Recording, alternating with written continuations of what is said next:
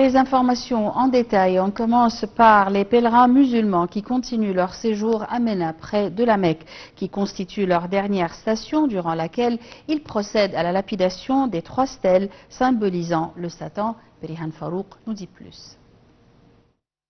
Les pèlerins musulmans continuent leur séjour à Mina, qui constitue leur dernière station durant laquelle ils procèdent à la lapidation de 3 stèles symbolisant le Satan.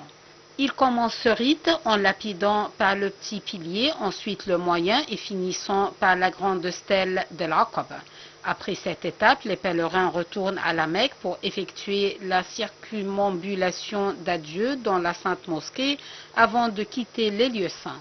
Pendant ce temps, l'Arabie Saoudite a mis en garde lundi contre des températures extrêmes à la Mecque, où plus d'une dizaine de décès liés à la chaleur ont été confirmés durant le pèlerinage.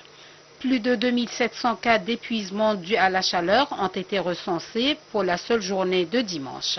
Lundi, la météo saoudienne a indiqué sur X que la température avait atteint 51,8 degrés à la Mecque, où les pèlerins étaient en train d'achever le Hajj. Les lieux saints enregistrent aujourd'hui les températures les plus élevées depuis le début du Hajj, qui peuvent atteindre 49 degrés, et nous conseillons aux invités de Dieu de ne pas s'exposer au soleil, a déclaré le ministère de la Santé. La prévention est importante et les pèlerins ne doivent pas sortir aux heures les plus chaudes, sauf en cas de nécessité, ou utiliser un parapluie, a souligné le ministère saoudien de la Santé.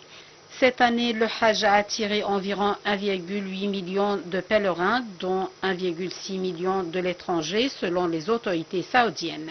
Dans un message, le prince héritier Mohammed Ben Salman a déclaré que son pays avait le devoir de tout faire pour aider les fidèles à accomplir leur culte en toute sécurité et en toute assurance.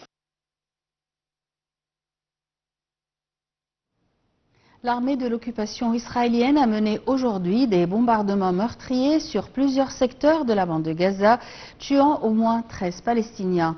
Sur le terrain, le ministère de la Santé à Gaza a annoncé aujourd'hui